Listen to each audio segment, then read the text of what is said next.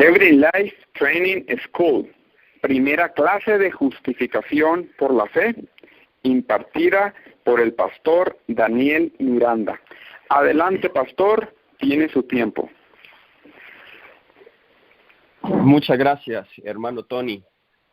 Quiero saludar a cada uno de los participantes de este curso de Heavenly Life Ministry. Es para mí un placer poder abrir este ciclo de clases que continuarán por 9 meses. Con esta clase maravillosa que sentará las bases para el resto de cursos que ustedes van a tomar.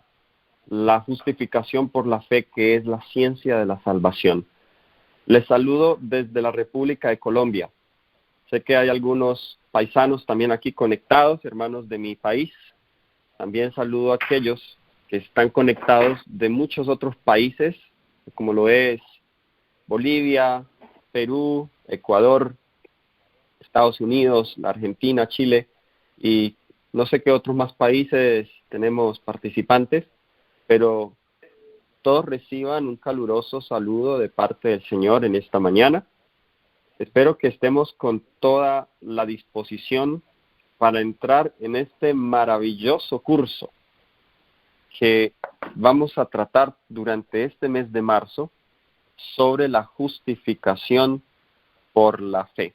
Espero que tenga en su mano el libro de los libros, la Santa Biblia, y también como libro adicional a esta clase complementario está el libro que este servidor ha escrito recientemente, Tú también puedes ser salvo. Les animo a aquellos que no lo hayan adquirido, puedan adquirirlo. Aquellos que vivan en Colombia, Ecuador o Perú, pueden adquirir la copia, preferiblemente la copia física. Aún no he podido enviar copias a los demás países como Estados Unidos, pero para los demás países lo tenemos en versión Kindle, en Amazon. Así que también lo pueden adquirir allí. Si ya lo ha hecho, maravilloso. Espero que ya haya comenzado a leerlo o que comience a leerlo a partir del día de hoy. No vamos a seguir estrictamente el libro. Voy a tocar sí muchos aspectos del libro, pero el libro va a ser complementario a todo lo que vamos a tratar. En realidad este es un curso del cual nosotros nunca terminaremos de estudiar. El Señor nos dice que la ciencia de la salvación será la materia que estaremos estudiando en la escuela del más allá. Así que, en realidad, un solo mes es muy poco para hablar de este tema tan insondable como es la ciencia de la salvación. Pero haremos lo mejor que podamos y por eso, para que usted pueda profundizar un poco más, tenemos ese libro, pero también quiero recomendarles otros libros que ustedes pueden leer sobre el tema. Libro por excelencia, Camino a Cristo. Ese libro toca a la sierva del Señor acerca del paso a paso en cómo una persona es salva. Y se centra más en el aspecto de la justificación. Ahora, si usted quiere profundizar más en la santificación, les recomiendo un segundo libro que algunos le llaman el segundo volumen del Camino a Cristo, escrito también por la sierva del Señor, no es una compilación. En inglés el libro se llama The Sanctified Life. En español, La edificación del carácter. Está en la app, también ahí lo pueden bajar. Ese libro, la sierva del Señor, se concentra más en el aspecto de la santificación a la luz de la vida de Juan, la vida de Pablo y la vida de Daniel. ¿Ok? Y también algunos otros libros adicionales, como es El Pacto Eterno de Waggoner, y también la compilación de sermones de Waggoner y Jones, Lecciones sobre la Fe. Así que bueno, mis hermanos, vamos a comenzar entonces en esta mañana nuestra primera clase, en la cual vamos a sentar bases para lo que es este tema de la justificación por la fe. Esta primera clase titula Introducción a la justificación por la fe y la universalidad del pecado. Vamos a tener una palabra de oración, allí donde quiera que estemos. Si desean y pueden, nos arrodillamos. Si no, simplemente inclinen su rostro. Vamos a orar. Querido Padre Celestial, que tu morada es entre los querubines. También quieres morar en los corazones de tus hijos fieles. Estamos muy agradecidos porque podemos estar en esta clase. Gracias, Señor, porque podemos aprender la ciencia de la salvación. Y oro, Señor, para que durante estas 4 clases que estaremos juntos durante el mes de marzo, podamos aprender en cuanto a cómo somos salvos. Y no solamente aprenderlo, sino que podamos experimentar la salvación.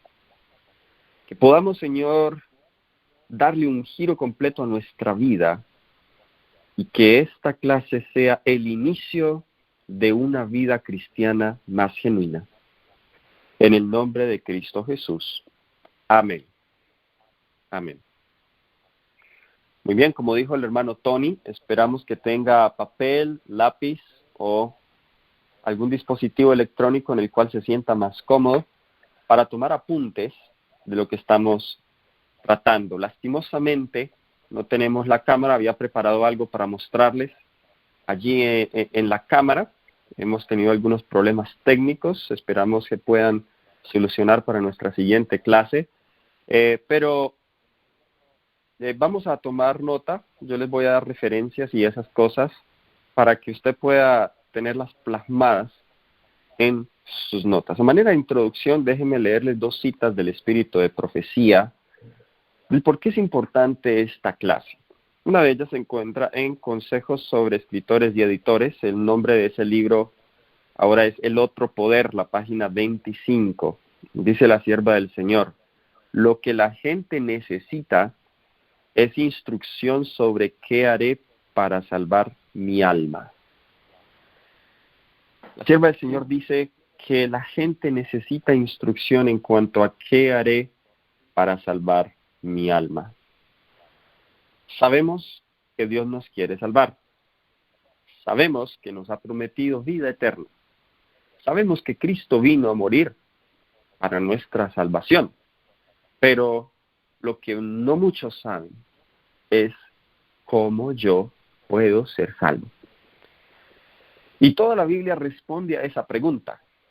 El tema principal de la Biblia es la ciencia de la salvación, la redención del hombre, el amor de Dios hacia el hombre para redimirlo. Pero hay un libro de la Biblia específico que trata sistemáticamente del tema de la salvación, como es su estilo, el estilo de Pablo. Pablo aquí en Romanos saca lo mejor de sí, su mejor talento, para escribir acerca de ese tema tan insondable que es el tema de la salvación. Déjenme leerles otra cita. Esto es en un periódico, se llama Signs of the Times, Señales de los Tiempos. Esta cita es por Ellen White, del marzo 3 de 1898, párrafo 2. Voy a repetirlo porque no tenemos la pantalla. Signs of the Times, marzo 3, 1898, párrafo 2. Nos dice: el conocimiento de Dios y de Jesucristo es el fundamento de toda verdadera religión. Miles están buscando un conocimiento que no tiene valor, pero hay un conocimiento que es verdaderamente necesario que obtengamos.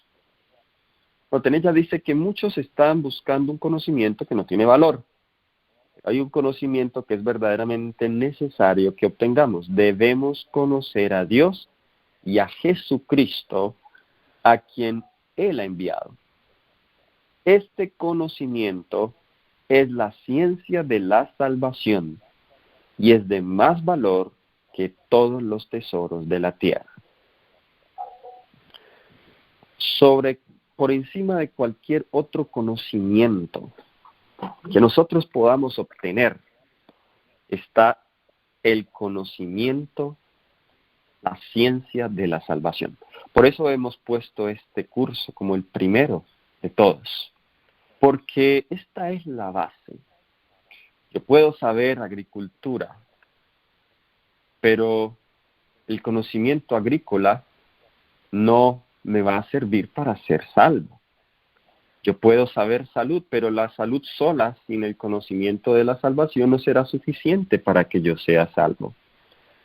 Hay agrícolas, hay médicos y hay personas que pueden saber mejor de su ciencia allá afuera, pero que no conocen a Dios.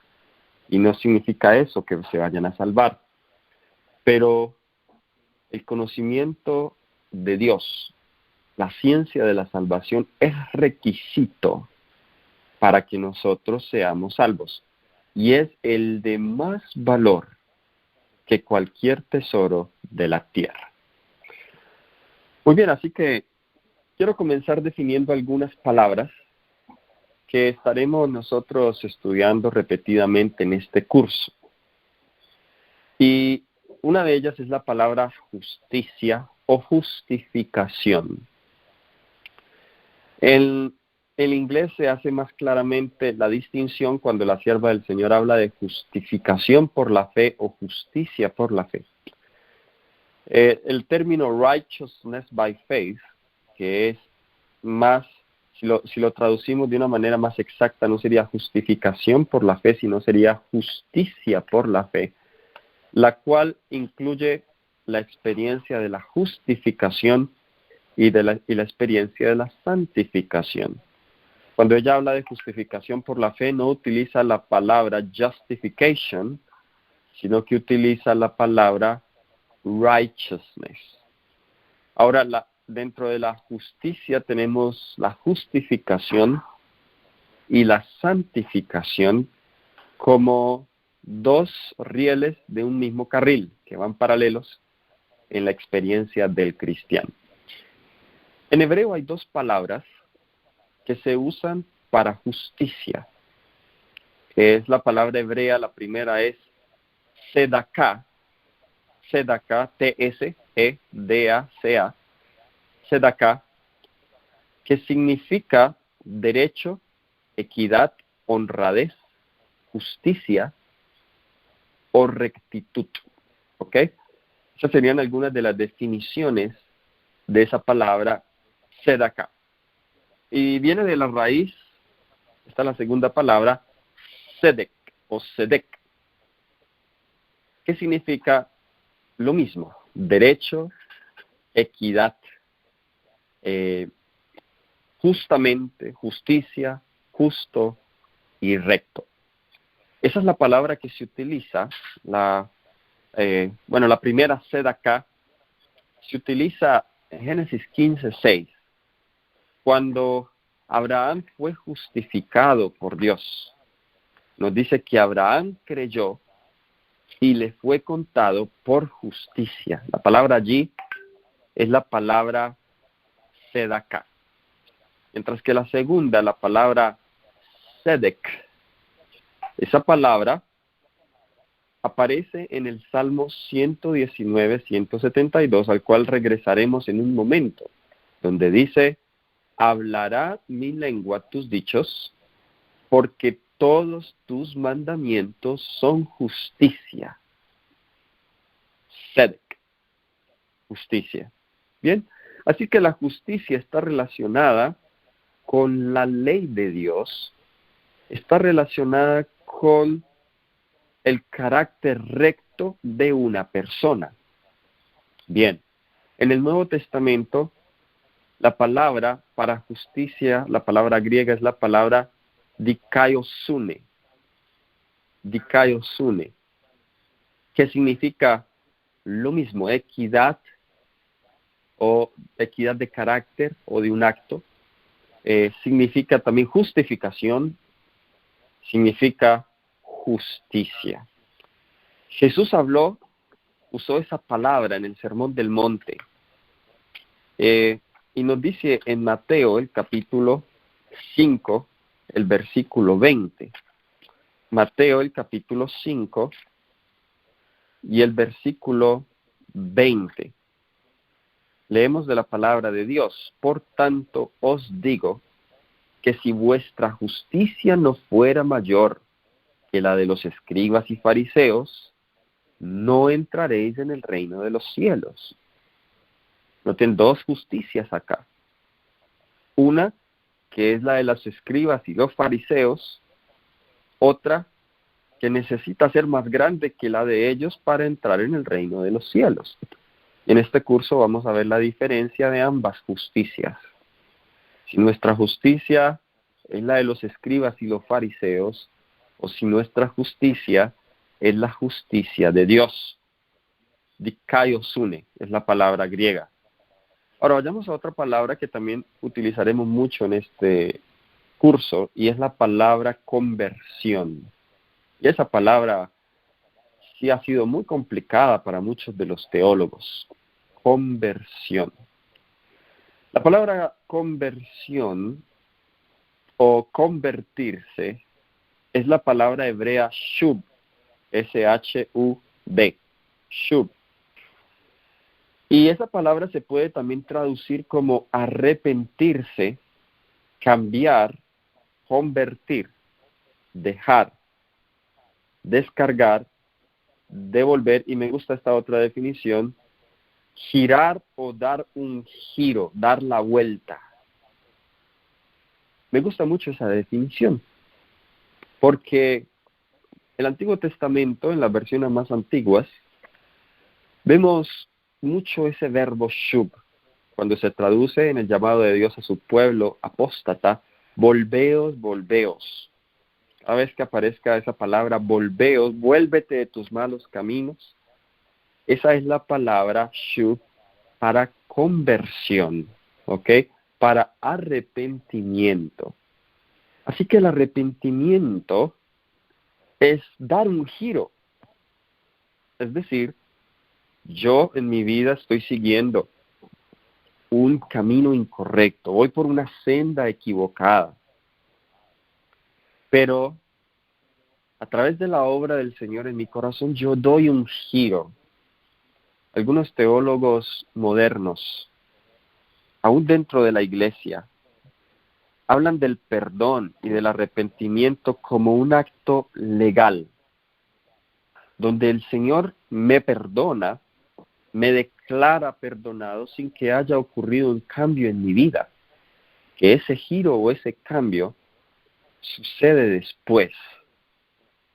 Pero vamos a ver que ese cambio debe suceder si la conversión ha sido genuina, en el momento en que nosotros nacemos de nuevo. Bien, entonces la palabra shub, volver, dar un giro en nuestra vida. Esa palabra la utilizó el profeta Isaías en el capítulo 6 de su libro, el versículo 10. Hablando de la dureza del corazón del pueblo, dice Dios, embota el corazón de este pueblo, endurece sus oídos y ciega sus ojos, para que no vea con sus ojos, ni oiga con sus oídos, ni su corazón entienda, ni se convierta y haya para él sanidad. Ahí está la palabra, ni se convierta, la palabra shub. El tema de la conversión es un tema importantísimo, porque como vamos a mirar en esta clase, el tema de la conversión es uno de los menos entendidos. Y la sierva del Señor dice que muy pocas personas en verdad entienden dentro de la iglesia la verdadera conversión. Dice ella, estamos convertidos a medias. Y es porque hemos creído, me estoy adelantando un poco a la segunda clase del próximo domingo, pero hemos creído que la conversión es una modificación de la vida anterior. Entonces, creemos que la conversión es dejar malos hábitos. Creemos que la conversión es ya no robar, ya no matar, ya no decir malas palabras y comenzar a ir a la iglesia. Pero vamos a ver que eso no es conversión, aunque esas cosas están relacionadas. con la verdadera conversión no son la base de la verdadera conversión. ¿Ok? En el griego la palabra que se utiliza para conversión es la palabra, se utilizan dos palabras muy relacionadas entre ellas, la palabra strefo, y me gusta también la definición en griego porque significa hacer dar la vuelta o revertir. ¿Sí? Hacer dar la vuelta o revertir. Es como cuando tú vas en tu carro, vas a cierto lugar y colocas el GPS, pero por alguna razón perdiste la salida, te pasaste de largo, por donde debías salir. Ahora ¿qué es lo que hace el GPS? Lo redirecciona, ¿cierto? Rerouting. Redirecciona la vía, las direcciones, el camino, y ahora usted tiene que buscar el primer retorno para volverse de vuelta, ¿cierto? Eso es conversión. El Señor nos ha dejado un camino claro, el camino más fácil, el camino más rápido para llegar a nuestro destino. Pero tomamos tan malas decisiones en la vida que muchas veces nos pasamos por alto las salidas que el Señor ha dejado a nuestro camino. Así que el Espíritu Santo en su misericordia le toca redireccionar el GPS de nuestra vida, hacernos volver una y otra vez para llegar a nuestro destino. Yo no sé cuánto te tome a ti, yo no sé cuánto me tome a mí, pero el Señor ha querido hacerlo rápido. Así como cuando colocamos en el mapa, voy a ir de tal a tal lugar, y te dice el GPS, te toma 1 hora. Pero si no giramos donde debemos girar, ¿cierto? Si no seguimos estrictamente las direcciones, entonces nos va a tocar dar vueltas y vueltas y vueltas. Y lo que me demoraba 1 hora, ahorita me va a demorar un día. Bueno, eso sucede con la vida cristiana. Por eso es importante que nosotros entendamos esto de la conversión. Jesús utilizó esa palabra, strefo, en el Evangelio de Mateo, el capítulo 18, versículo 3. Mateo capítulo 18, versículo 3. Dice, de cierto os digo que si no os volvéis, noten ahí la palabra, os volvéis, y os hacéis como niños, no entraréis en el reino de los cielos.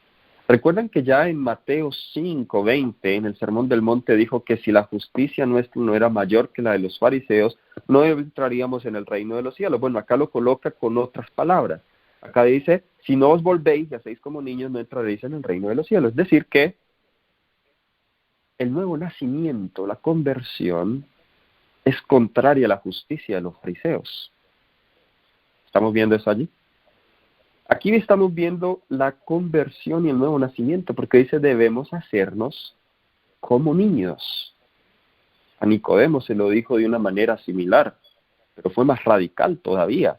A Nicodemo se lo dijo, deben nacer de nuevo, volverse al punto de nacer de nuevo como un bebé. ¿Bien? Ahora, la otra palabra griega es la palabra epistrefo, ¿ok? ¿Qué significa revertir? ¿Cómo?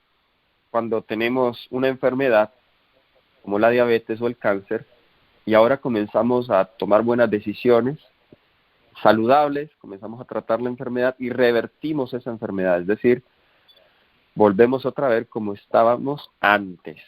Eso es lo que significa epistrefo. Y eso, revertir, figurativamente, puede ser revertir alguna consecuencia o algún resultado literal o moral. ¿Ok? O moral. Bien. Tenemos entonces esas palabras para la conversión. Les doy un versículo que utiliza la palabra epistrefo. ¿Ok? Santiago el capítulo 5, el versículo 19. Santiago, el capítulo 5, el versículo 19.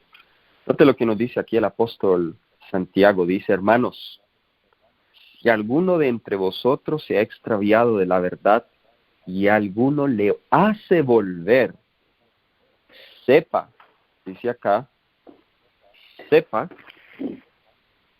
que el que haga volver al pecador del error de su camino salvará de muerte un alma y cubrirá multitud de pecados.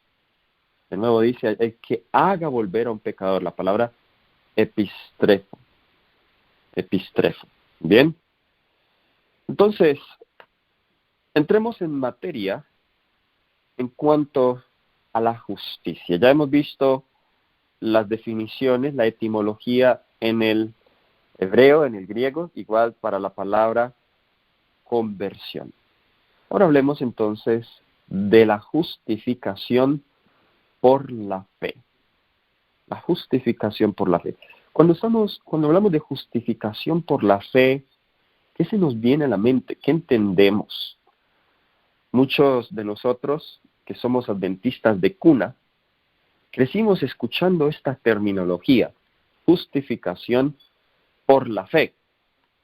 Pero eso es un término un poco técnico, un poco legal, justificación, ¿cierto? Pero ¿qué es la justificación por la fe? Bien, justificación por la fe, habíamos definido que justicia está relacionada con la ley de Dios. La experiencia de justificación por la fe es aquella en la cual un pecador es habilitado para hacer el bien, para guardar los mandamientos, para vivir como Jesús vivió en este mundo. Y vamos a mirarlo a la luz de las Sagradas Escrituras. Volvamos de nuevo entonces a el Salmo 119, versículo 172. Salmo 119, versículo 172. Nos dice, hablará mi lengua tus dichos, porque todos tus mandamientos son justicia. ¿Cómo define justicia aquí el salmista? Dice, los mandamientos son justicia. Se nos dice entonces que los mandamientos son justicia. ¿Cómo se aplica eso a nosotros? Si estamos experimentando justicia por la fe, debe haber entonces una experiencia de obediencia a la ley de Dios. ¿Están conmigo? Pero aquí llegamos a un gran problema. Y es que nosotros no podemos obedecer la santa ley de Dios. No lo podemos hacer. Con nuestra naturaleza pecaminosa no podemos hacerlo. Adán tenía justicia intrínseca que le permitía obedecer la santa ley de Dios. Adán no necesitaba gracia para obedecer. ¿Están conmigo? Adán no necesitaba gracia. Adán podía vivir en obediencia a la ley de Dios por la justicia intrínseca y natural que él tenía por ser creado en la imagen de Dios. Las condiciones para Adán eran un poco distintas para nosotros, para Adán en su estado antes del pecado, porque Adán dependía de su justicia implícita a la ley de Dios para seguir gozando de los beneficios del árbol de la vida y poder así gozar de su vida eterna. Ok, desde luego, el centro de su obediencia era Cristo, y su obediencia era simplemente un reconocimiento de amor a Él. Pero cuando Adán pecó, Adán perdió esa justicia que lo habilitaba a guardar los mandamientos de Dios. Ahora Adán entonces se amistó con el pecado y se amistó con Satanás. Por eso entonces Dios tuvo que intervenir. Y el primer versículo en justificación por la fe que vemos acá, bueno, no es el primero, porque antes de este, sí sería el primero, la primera promesa del Evangelio es Génesis 3:15. El Señor tiene que intervenir y dice, pondré enemistad entre ti y la mujer, y entre tu simiente y la simiente suya. Esta te herirá en la cabeza y tú le herirás en el calcañar. El ser humano en su condición pecaminosa necesitaba un elemento externo ahora, que pudiera ser introducido en su alma, que lo enemistara con el pecado. Porque ahora el pecado creó armonía del hombre con Satanás. Entonces por eso Dios tiene que colocar enemistad. Pero la ley de Dios no cambió. Lo que cambió fue la naturaleza del hombre. Y esto es importante cuando hablamos de justificación por la fe, porque hoy el mundo evangélico está dividido en eso. Y ha eliminado la ley de Dios para tratar de exaltar la gracia. Pero la ley de Dios no cambió. El problema no fue la ley de Dios. Lo que cambió fue la naturaleza humana. ¿Están conmigo? Eso fue lo que cambió. Y como la naturaleza humana es lo que cambió, entonces el Señor tiene que introducir un elemento para ayudar al hombre, para obedecer, y es la gracia, que se obtiene solo a través de la fe, para que la justicia que había perdido le sea imputada y le sea impartida en su naturaleza pecaminosa. Ahora, ¿por qué se nos dice que la ley de Dios es justicia? Los mandamientos son justicia. Simplemente porque los mandamientos son el trasunto del carácter de Dios. O sea, es decir, son una réplica. La ley de Dios es la revelación de la voluntad y del carácter de su autor. Ahora, ¿cuál es el carácter de Dios? Primera de Juan, capítulo 4, versículo 8, nos dice: el que no ama no conoce a Dios, porque Dios es amor. Hablando de la ley, nos dice Romanos 13:10, y ya estamos entrando en el libro de Romanos. Romanos capítulo 13, versículo 10, nos dice: el amor es el cumplimiento de la ley. Así que si Dios es amor y el amor es el cumplimiento de la ley, entonces la ley es el reflejo, el trasunto del carácter de Dios. Ahora, ese amor de Dios es justicia y verdad. El carácter de Dios es justicia y verdad. Y tal es la naturaleza de su ley. El salmista dice, en Salmo 119, 142, tu ley es la verdad. Ahora vayamos a Romanos 7:12. Romanos capítulo 7, versículo 12. El apóstol Pablo declara allí en este texto: la ley es santa y el mandamiento santo, justo y bueno. Así que esta ley es la expresión del pensamiento, de la voluntad, del carácter de Dios, y es tan duradera como su autor. Entonces, la obra de la conversión y de la santificación es reconciliar a los hombres con Dios, poniéndolos de acuerdo con los principios de su ley. ¿Ok? Ahora, quiero que vayan conmigo a Romanos capítulo 8, versículo 7, porque noten que cuando el pecado entra, este es el problema que Dios tiene ahora. Romanos, el capítulo 8, el versículo 7. Note lo que nos dice este texto. Romanos capítulo 8, versículo 7. Por cuanto los designios de la carne son, ¿qué cosa? Son enemistad contra Dios, porque no se sujetan a la ley de Dios, ni tampoco pueden. Ahí vemos una enemistad. ¿Okay? ¿Cuál es la enemistad? Los designios de la carne están en enemistad contra Dios. No se sujetan a la ley, ¿y qué más dice? Tampoco pueden.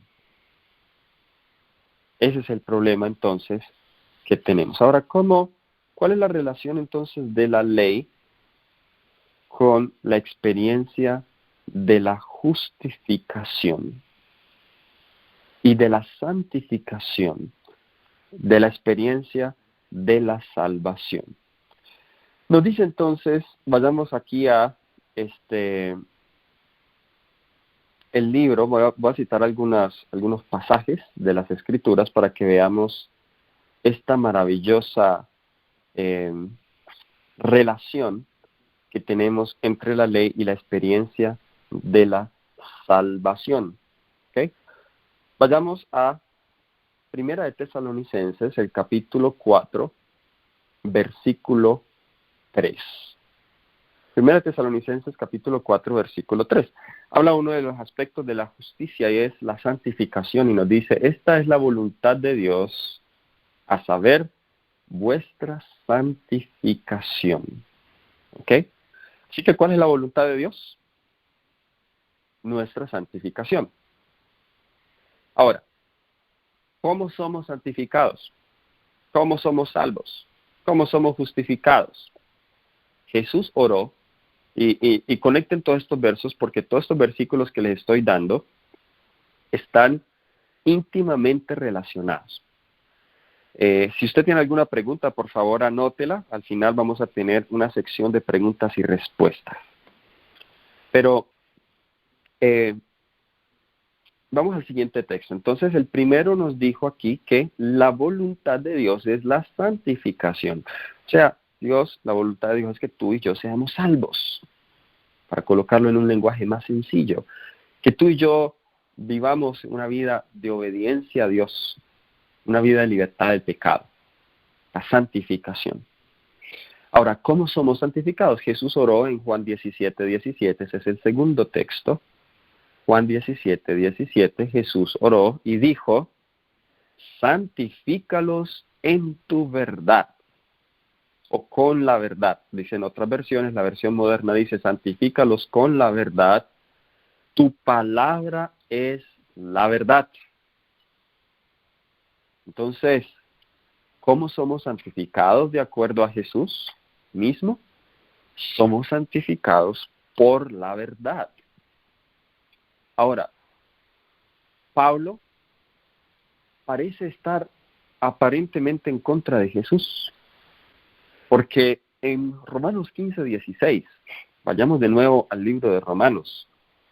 Romanos capítulo 15, versículo 16, la segunda parte del versículo dice, agradable, santificada, dice, ofrenda agradable, santificada por el Espíritu Santo. O sea que Pablo enseña que los creyentes son santificados por el Espíritu Santo, pero Jesús dice que somos santificados por la verdad. Y la palabra es la verdad. ¿Será que hay una contradicción entre Pablo y entre Jesús? No, para nada. Porque les hago una pregunta, ¿cuál es la obra del Espíritu Santo? Jesús dijo en Juan 16:13, cuando viniere aquel el Espíritu de verdad, y noten que se le llama el Espíritu de verdad, Él os guiará al conocimiento de toda la verdad. Leo de la versión moderna. Él os llevará al conocimiento de toda la verdad. Es decir, que el Espíritu Santo es un agente clave e indispensable en la experiencia de la justificación por la fe. Él es el que llega y coloca esa enemistad y nos lleva a toda la verdad. ¿Y cuál es la verdad? La palabra es verdad. ¿Qué más es verdad? Jesús dijo, yo soy la verdad. Pero el salmista también dijo, como ya leímos en Salmo 119, 142, tu ley es verdad. Bueno, todas esas cosas son lo mismo, se refieren y se concluyen a Cristo como el centro, ¿cierto? Dios, su ley, que es el trasunto de su carácter, su palabra, todo es verdad. Así que es por la palabra y el Espíritu que los hombres y las mujeres, los seres humanos, podemos aprender los grandes principios de la justicia de Dios encerrados en la ley divina. Así que la experiencia de la justicia por la fe, o la justificación por la fe, como nosotros estamos acostumbrados a llamarlos, es aquella experiencia en la cual el pecador pasa de muerte a vida, en la cual el pecador experimenta una transformación en su vida que lo habilita para guardar la ley de Dios. Porque por nosotros mismos no podemos. Ahora déjenme leerles otro texto. Este texto sí es maravilloso. Bueno, todos los textos son maravillosos, pero este nos confronta más. ¿Ok? Vamos al libro de Jeremías. Libro de Jeremías. Vamos a ir al capítulo 13 y vamos a leer el versículo 23. Jeremías, el capítulo 13, leemos ahora el versículo 23. El profeta hace aquí dos preguntas retóricas. Y nos dice la primera pregunta. ¿Podrá cambiar el etíope su piel? Esa es la primera pregunta aquí. Ahora, el etíope es una persona de tez oscura. Aún en los tiempos bíblicos era así. ¿Puede una persona de tez oscura, morena, cambiar su piel? No. Bueno, ahora se están inventando cualquier tipo de cosas para cambiar la piel de una persona, pero en su genes sigue siendo una persona de tez oscura. Eso no se puede cambiar. ¿Bien? Y si se pudiese cambiar, ¿sería algo natural o sobrenatural? Sería algo sobrenatural. Ahora, puede que lo puedan hacer con el etíope, como lo hizo Michael Jackson. Pero luego dice, ¿y el leopardo sus manchas? ¿Puede el leopardo cambiar las manchas? No. Y si lo hiciese, sería algo sobrenatural. Ahora, ¿por qué hizo el profeta esas dos preguntas, esas dos analogías para llegar a esto? Así también, es decir, de la misma manera en que el etíope no puede cambiar su piel y el leopardo sus manchas, así también podréis vosotros hacer el bien estando habituados a hacer lo malo. ¿Sí notaron allí? Esa es la condición del hombre. Por eso necesitamos justicia. Por eso necesitamos gracia. Por eso necesitamos a Cristo, el Espíritu Santo. Porque naturalmente nosotros no podemos hacer el bien. Naturalmente somos malos. Por eso la experiencia de la conversión es una experiencia sobrenatural, más sobrenatural que cambiarle la piel al etíope y las manchas al leopardo. Mucho más sobrenatural. La pregunta es, ¿cuántos de nosotros sabemos qué es eso? De una manera práctica, de una manera experimental en nuestras vidas. Esa es la experiencia que queremos lograr en esta clase.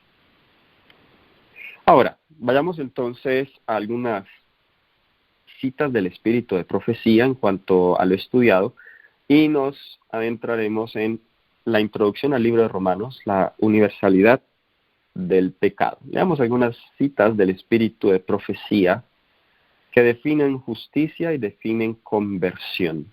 Nos dice la sierva del Señor, Fe y Obras, página 104. Eso es en cuanto a justicia. Ya después de haber puesto el fundamento bíblico, vayamos a el testimonio. Nos dice, la justicia es obediencia a la ley. Ahí está. ¿Sí lo vieron? Ahí está clarito. La justicia es obediencia a la ley.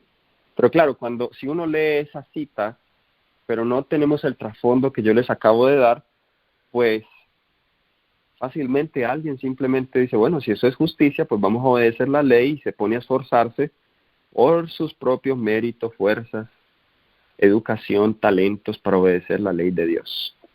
¿Ok? Pero la cita no queda allí. La cita sigue diciendo, la única forma en que puede obtener la justicia es mediante la fe. ¿Por qué? Porque es que no es nuestra. se tiene que recibir por fe. Otra cita, Discurso Maestro de Jesucristo, página 20. Dice, la justicia es santidad, semejanza a Dios, y Dios es amor. Entonces, aquella persona que esté experimentando la justicia por la fe, y ya vimos que esa justicia por la fe es obediencia a la ley de Dios, dijimos que la ley de Dios es el trasunto del carácter de Dios. Entonces, ¿qué tipo de carácter va a desarrollar esa persona?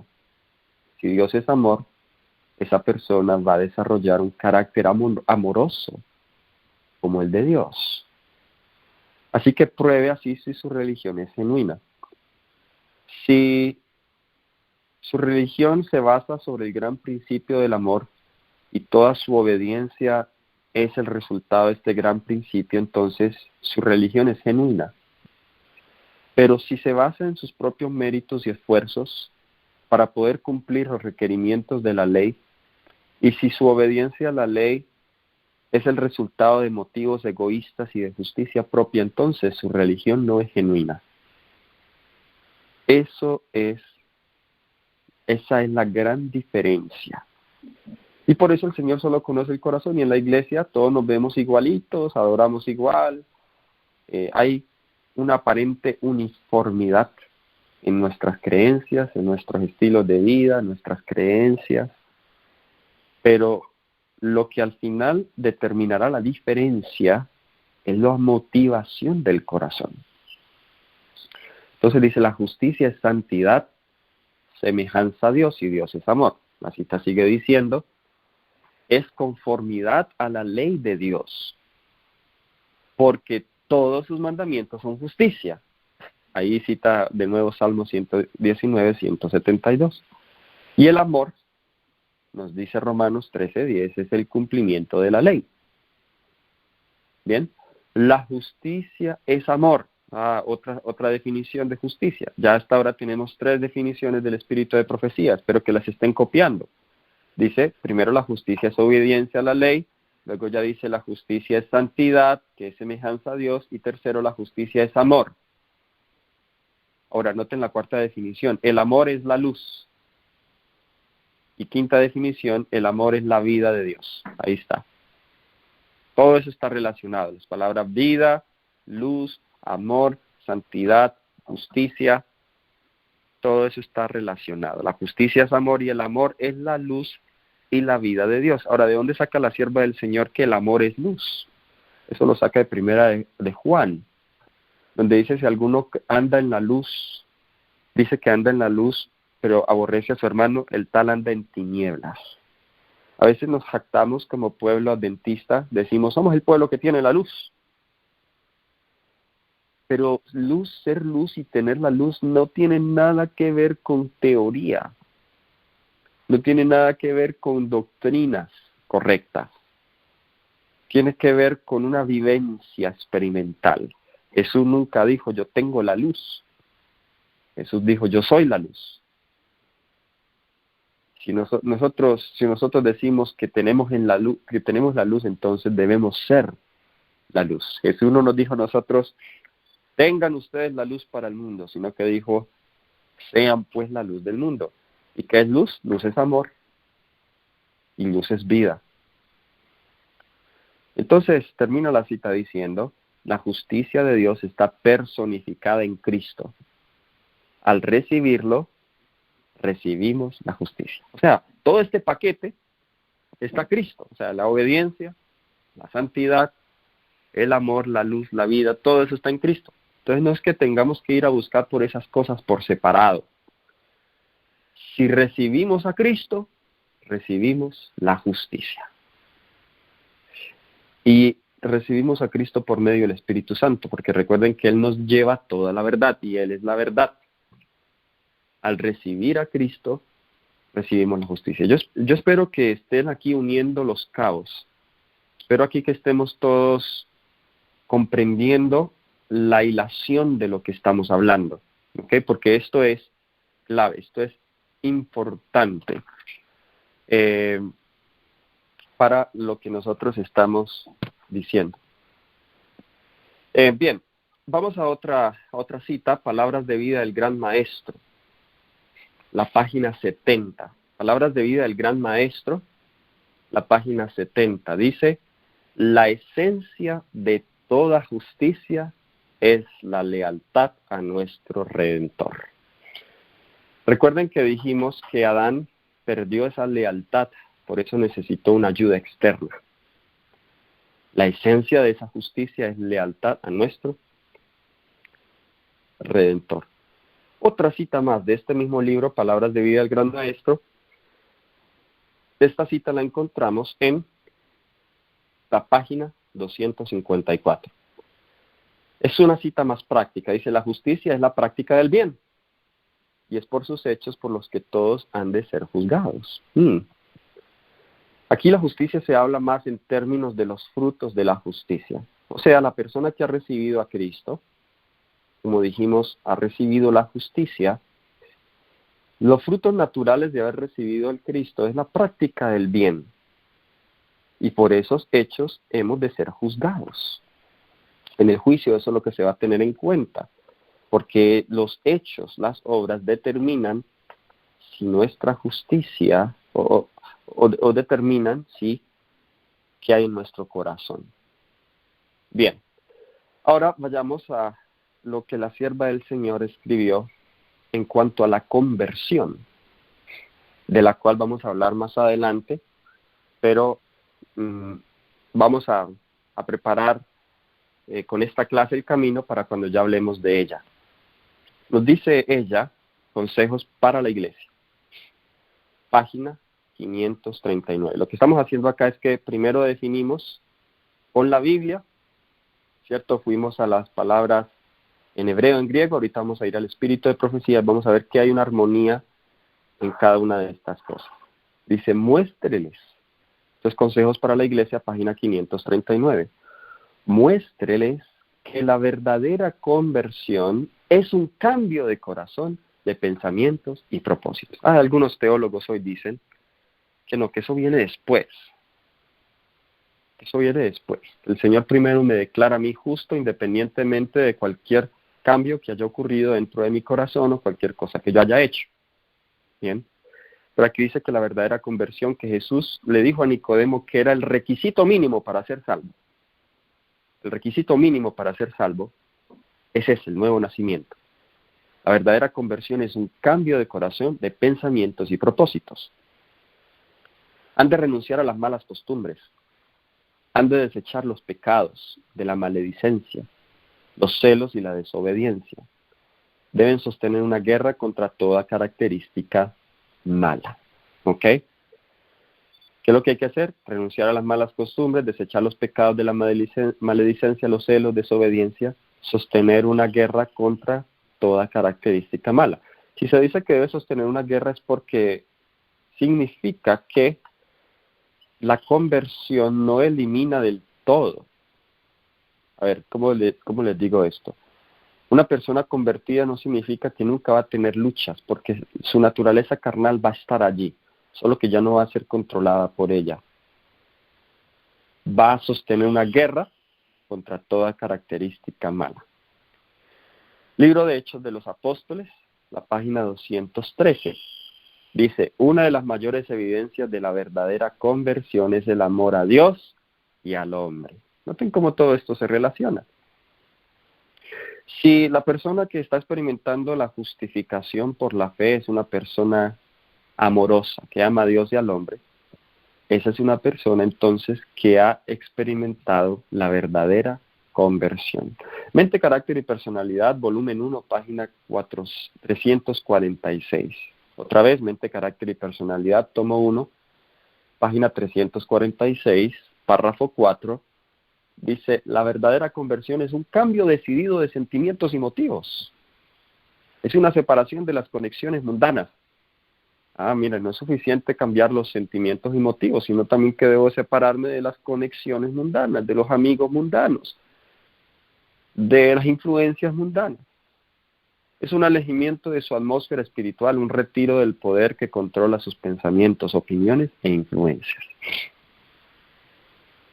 Otra cita, el Ministerio Pastoral, la página 180. Ministerio Pastoral, página 180. Tan pronto como el hombre se convierte, nace en su corazón el deseo de dar a conocer a otros cuán precioso amigo ha encontrado en Jesús. La verdad salvadora y santificadora no puede ser ahogada en su corazón. Y en esto aquí yo tengo un problema. Y es que, o tenemos un problema como iglesia. Y es que pocos quieren involucrarse en la obra misionera.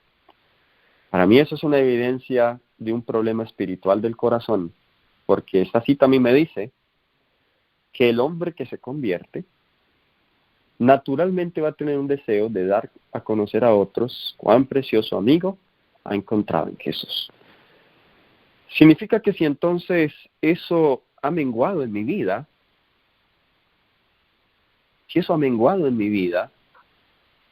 la razón entonces es que esa conversión inicial se ha ido perdiendo y debo yo renovarla. Mensajes Selectos, tomo 1, página 135. La verdadera conversión es un cambio del egoísmo al amor santificado para Dios y al amor mutuo entre los hombres. Esto va más profundo. El egoísmo, el orgullo, raíces de todo pecado. Testimonios para la Iglesia, tomo 4, página 20. La verdadera conversión es un cambio radical. Recuerda que dijimos que es un giro, es un cambio radical. La misma tendencia de la mente y la inclinación del corazón serán desviadas y la vida llegará a ser nueva en Cristo. Por último, en los lugares celestiales, página 22. La conversión es un cambio de corazón, un apartarse de la injusticia a la justicia. O sea que, ¿qué viene primero? La conversión. Descansando en los méritos de Cristo, ejerciendo verdadera fe en Él, el pecador arrepentido recibe perdón de su pecado.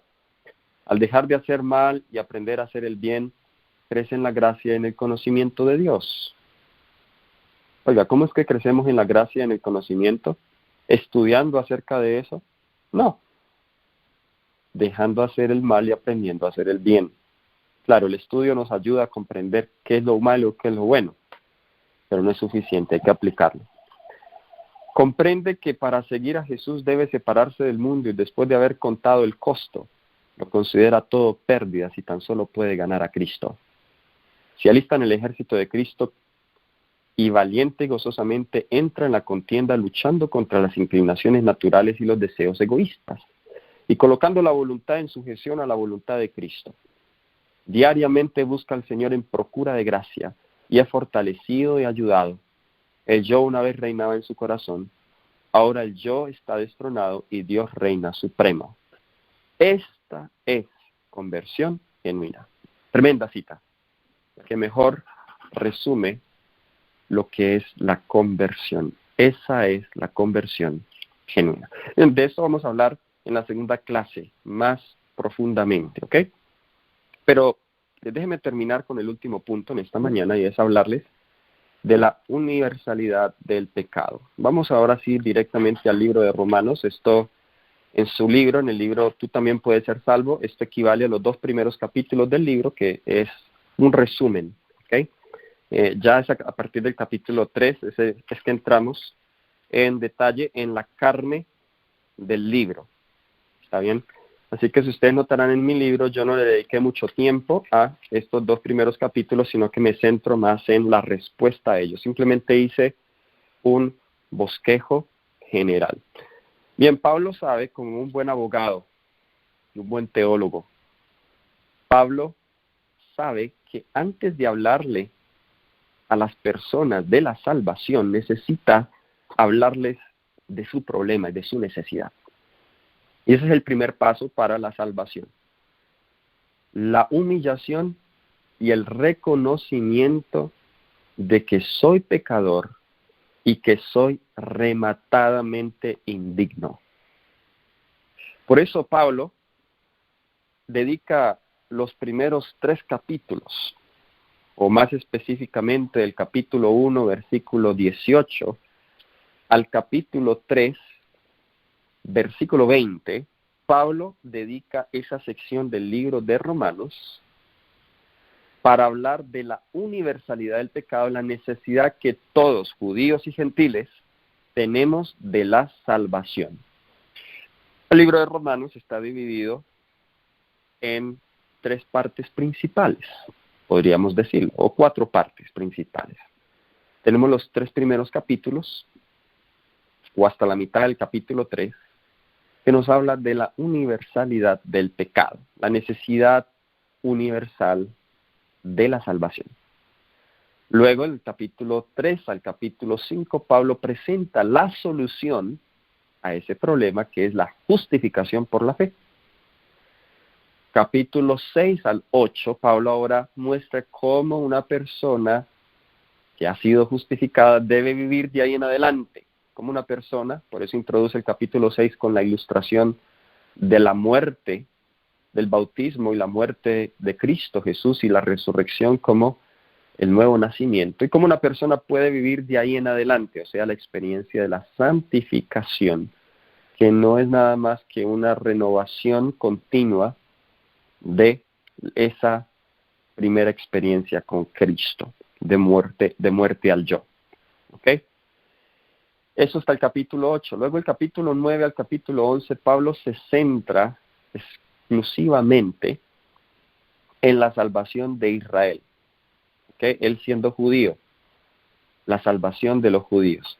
Que recuerden que Pablo dijo, introduciendo el libro de Romanos, que esta salvación es para el judío primeramente y también para el griego. Así que aquí Pablo le quiere hablar a los judíos de manera especial.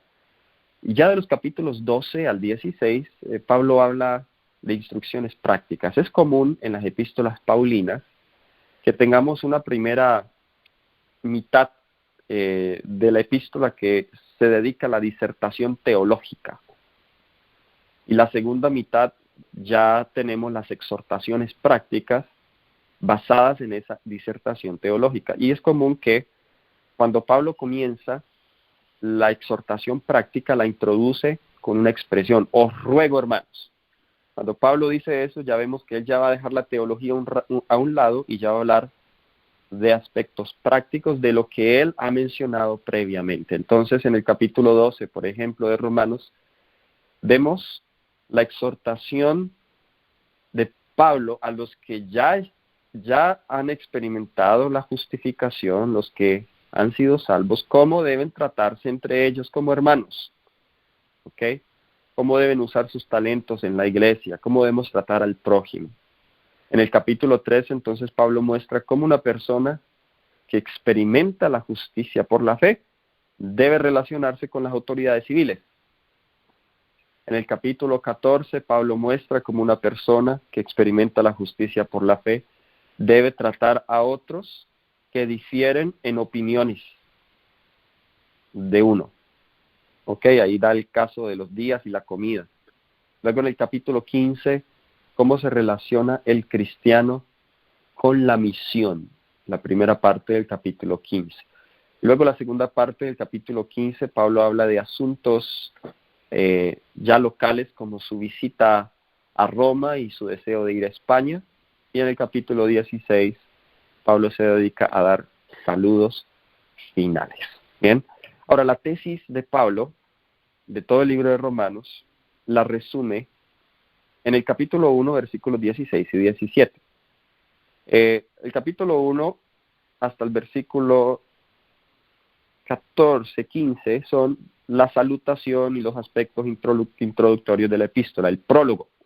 El prólogo de la epístola va hasta el versículo 15. Y versículo 16 y 17 vemos la tesis de Pablo. Él introduce esta tesis aquí, dice, no me avergüenzo del evangelio, porque es poder de Dios para salvación a todo aquel que cree, el judío primeramente y también al griego. Porque en el evangelio la justicia de Dios se revela por fe y para fe, como está escrito, el justo por la fe vivirá. Ahora, luego introduce un paréntesis, porque esa parte de la universalidad del pecado es un paréntesis. Ese paréntesis va hasta el capítulo 3, versículo 20. Si usted eliminara ese paréntesis y continuara la lectura, que dejó Pablo en el versículo 17 del capítulo 1 y siguiera leyendo como si esa parte no existiera y se saltara hasta el capítulo 3, versículo 21, vemos que todo fluiría. De hecho, versículo 20, porque las obras de la ley ningún hombre será justificado delante de él, ya que por medio de la ley es el conocimiento del pecado. Pero ahora aparte de la ley se ha manifestado la justicia de Dios testificada por la ley y los profetas. Entonces, ¿cuál es el propósito de ese paréntesis? Bien, vamos a hacer ya un resumen para terminar.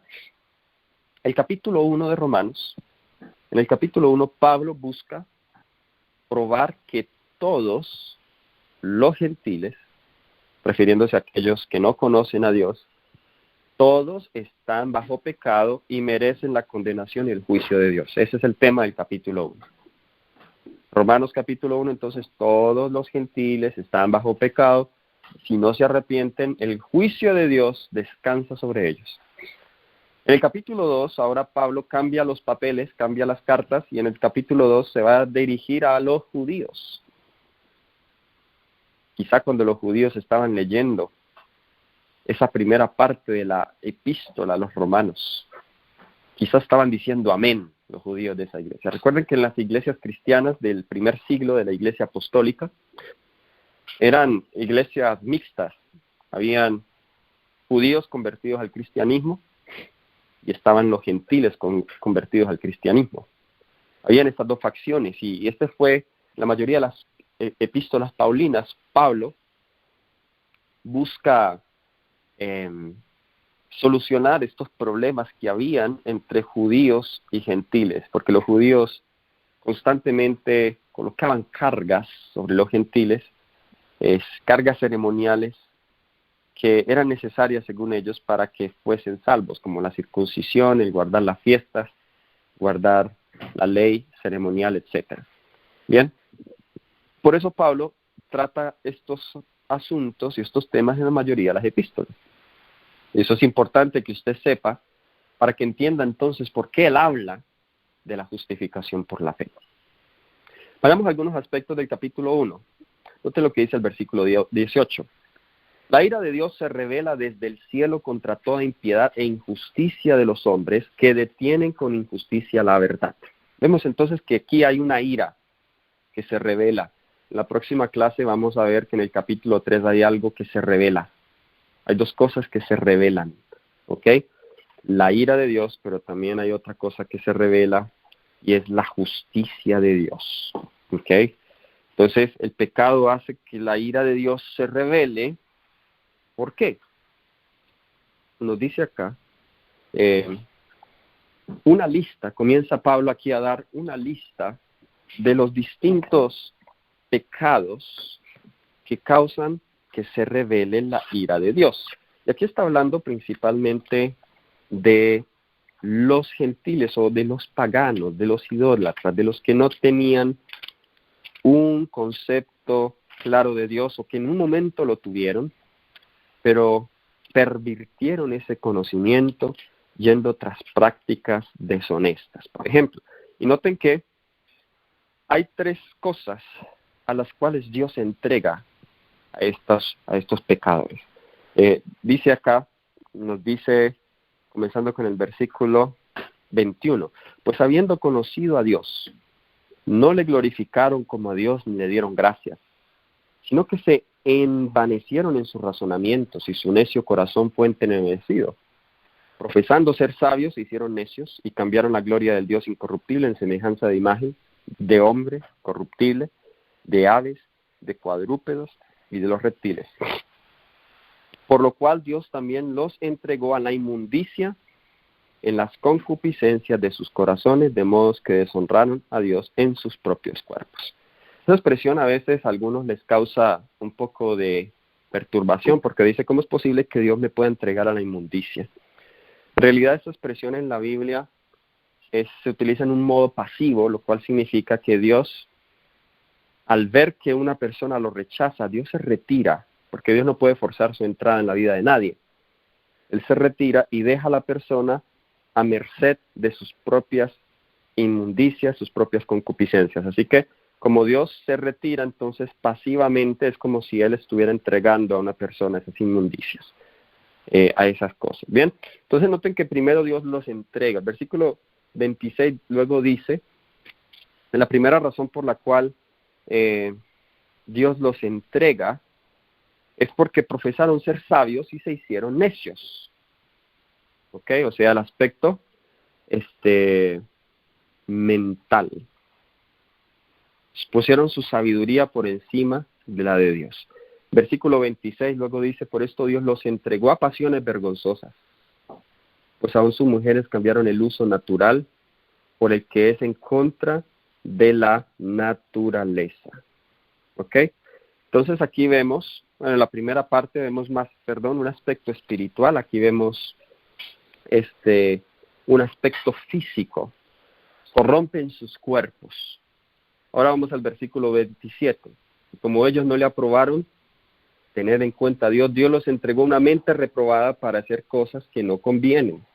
Y ahí usted puede ver la lista: murmuradores, detractores, aborrecedores, en fin.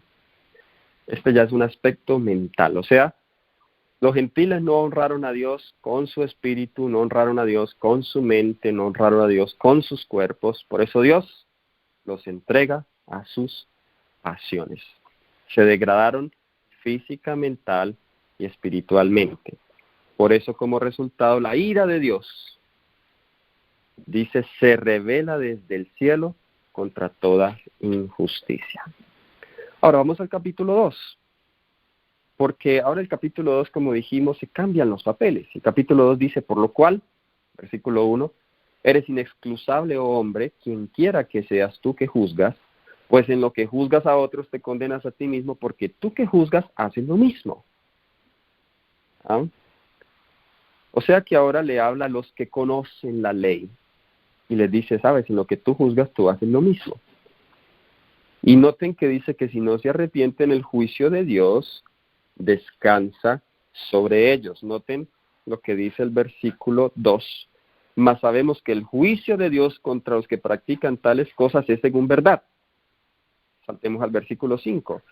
Pero por tu dureza y por tu corazón no arrepentido, atesoras para ti mismo ira para el día de la ira de la revelación del justo juicio de Dios, el cual pagará cada uno conforme a sus obras. Ahora, ¿cuáles eran los pecados de los judíos?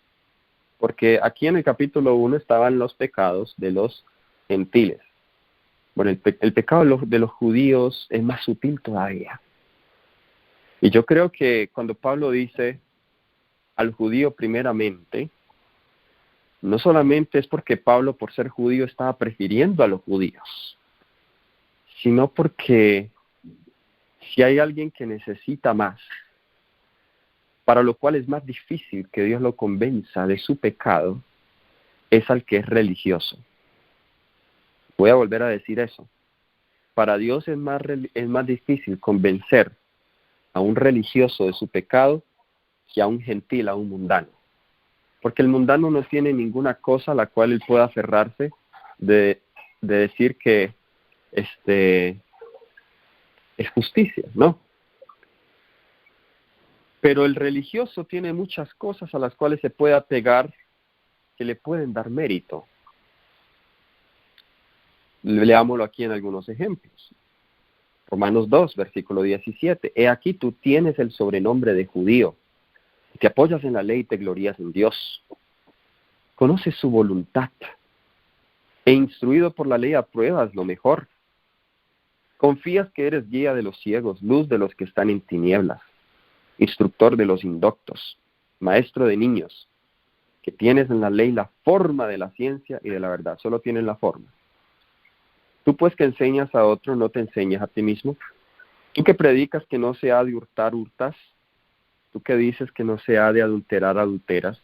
Tú que abominas de los ídolos, cometes sacrilegio. Tú que te jactas de la ley, con infracción de la ley deshonras a Dios. Porque como está escrito, el nombre de Dios es blasfemado entre los gentiles por causa de vosotros. ¡Wow! ¡Qué fuerte eso! ¿Cuál es el problema de los judíos? La razón por la cual los gentiles blasfeman el nombre de Dios en el capítulo 1 es porque hay los que conocen a Dios en el capítulo 2, viven una vida doble. Por eso esos son más culpables. Al judío primeramente. El juicio comienza por la casa de Dios. ¿Por qué? Porque tienen más conocimiento. Noten aquí el problema. Los judíos se jactaban porque conocían de la ley de Dios, porque conocían, aprobaban lo que era bueno, conocían los decretos. Como muchos de nosotros hoy, conocemos los principios, conocemos las normas, algunos las estamos practicando, vivimos en el campo, somos veganos, educamos a nuestros hijos en casa, no los enviamos a las escuelas seculares, todas esas cosas que no son malas. Pablo aquí no está condenando esas prácticas. Lo que Pablo está condenando aquí es el espíritu farisaico. Enseño una cosa, pero en la práctica, en el espíritu, en el corazón, hago otra cosa. Por eso los judíos también están bajo condenación. Vayamos al capítulo 3, porque en el capítulo 3 ahora Pablo concluye y abarca a todos. Noten el versículo 9. Que pues, ¿somos nosotros mejores que ellos? En ninguna manera, pues ya hemos acusado a judíos y a gentiles que todos, ¿qué? Están bajo pecado. Noten, para que un médico primero le hable de la cura a un enfermo, necesita hablarle de su enfermedad, de su problema. Pero hoy muchos médicos hacen lo mismo que hacen muchos pastores y muchos hermanos. Queremos tratar el síntoma al pecador, pero no le tratamos la raíz. ¿Ok? Queremos tratarle el síntoma, pero no le tratamos la raíz. Bueno, Pablo va a la raíz de todo acá, al principio de Romanos, que es la base para poder experimentar la justificación por la fe. Tú eres un pecador, tú eres un gusano, como dice la Biblia. Tu justicia son como trapo de inmundicia. Como dice la sierva del Señor, eres rematadamente indigno. Como está escrito, versículo 10, no hay justo ni aun uno.